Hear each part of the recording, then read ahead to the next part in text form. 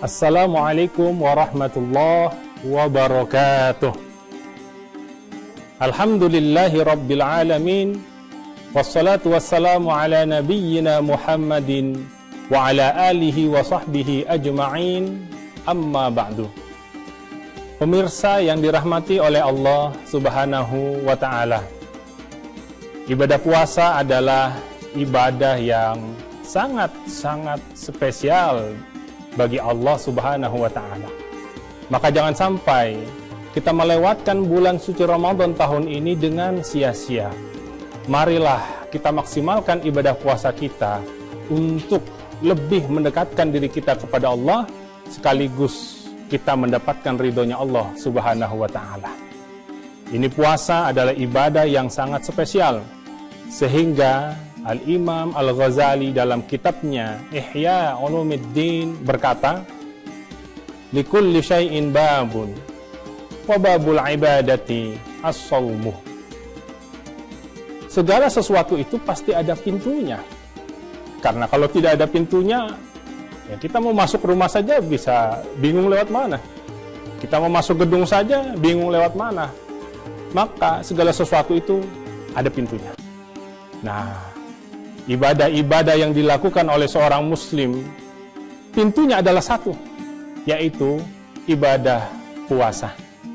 Jika seseorang sudah memasuki ibadah puasa dan menjalankannya dengan baik, maka selanjutnya dia akan bisa lebih leluasa, lebih mudah, lebih maksimal lagi untuk melaksanakan ibadah-ibadah yang lainnya.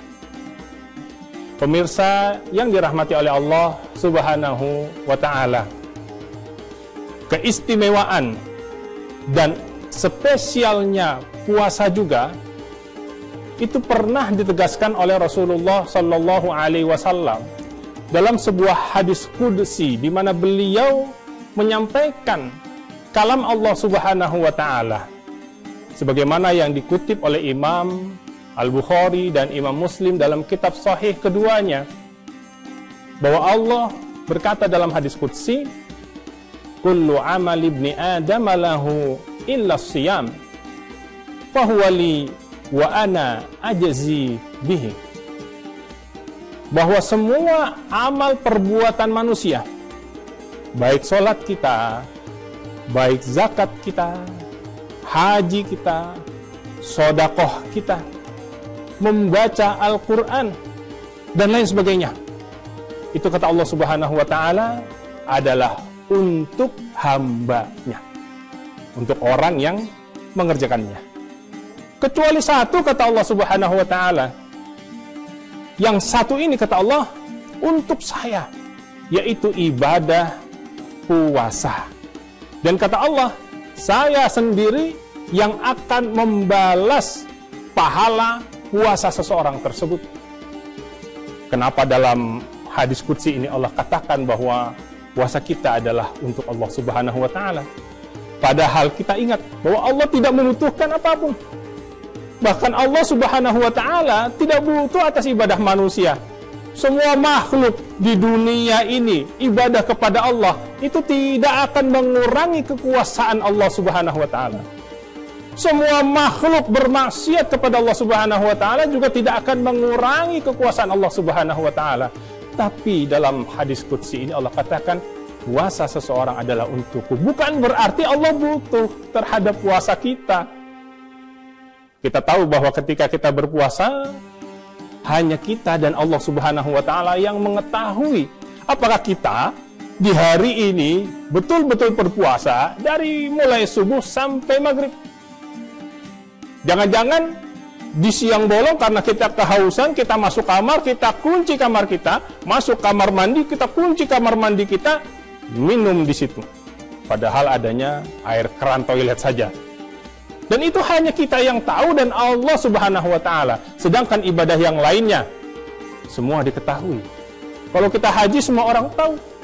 Bahkan orang Indonesia kalau mau haji, walimatus safar, semua orang yang dikenal diundang untuk mendoakannya. Kalau kita zakat juga kita banyak yang tahu. Minimal orang yang menerima zakat kita tahu. Tapi kalau puasa kita Tidak ada yang mengetahuinya kecuali diri kita dan Allah Subhanahu wa Ta'ala. Maka oleh karena itu Allah sudah menyiapkan sebuah hadiah besar bagi orang yang mampu menjalankan ibadah puasa dengan baik dan benar. Apa itu? Yaitu pintu khusus di dalam surga nanti.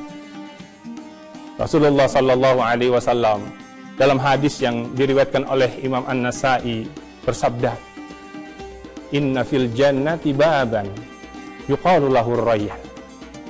Sesungguhnya di dalam surga nanti ada satu pintu. Ini pintu khusus.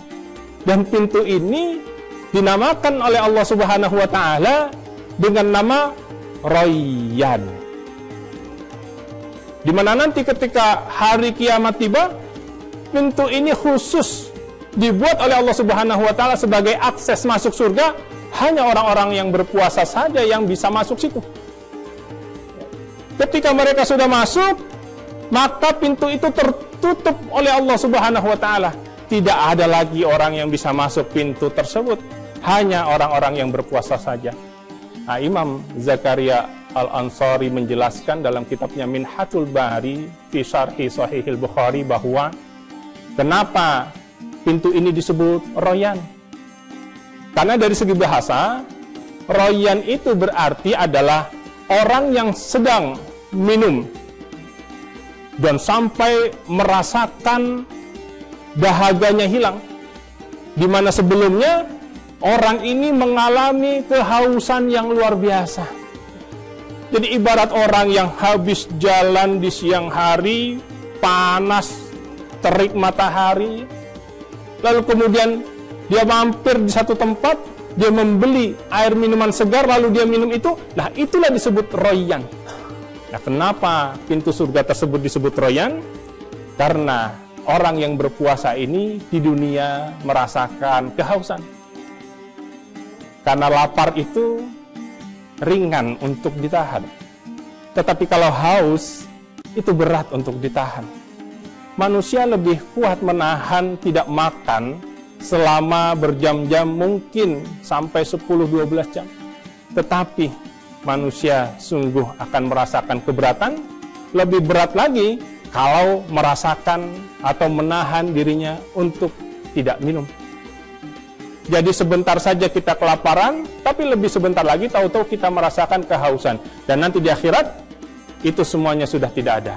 Kita masuk surga melalui pintu Rayyan, dan kita tidak akan lagi merasakan kehausan lagi. Para pemirsa yang dirahmati oleh Allah Subhanahu wa Ta'ala, semoga ibadah puasa kita di dunia ini dengan segala ujiannya kita menahan lapar dan haus, nanti di akhirat kelak nanti kita mendapatkan balasan yang sebanyak-banyaknya dari Allah Subhanahu wa Ta'ala. Amin. Amin ya rabbal alamin. Wallahul muwaffiq ila aqwamit thoriq. Wassalamualaikum warahmatullahi wabarakatuh.